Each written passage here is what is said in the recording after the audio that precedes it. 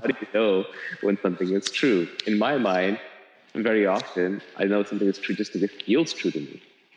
It feels very true. You know it when you hear it, even if you don't like it.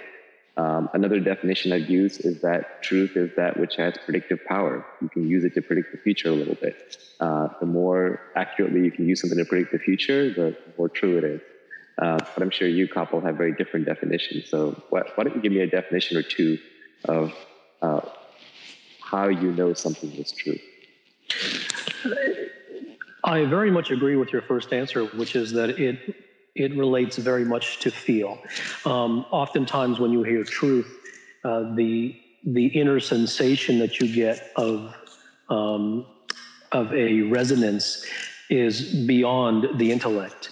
And I think that is a great sign, because oftentimes we'll feel something that someone says, and we'll feel it viscerally as soon as it is said, and we will have at the very same time, we'll have a hard time intellectually framing it and understanding it. And that is a very good sign that something is true, because in very many ways, we are beings in spite of our intelligence. We tend to use our intelligence as the machinery with which to process things. However, that's a very limited domain, intelligence. And so when it cuts straight through that into the essence of something within our core for which we have receptors, so to speak, seems to grasp that. And I think that's a very good sign of truth.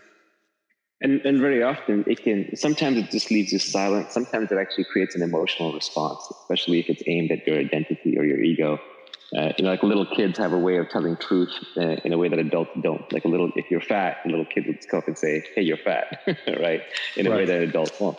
And sometimes that can provoke a reaction from an adult because they're not ready for that level of truth. You're not supposed to go around saying in society it's not socially acceptable.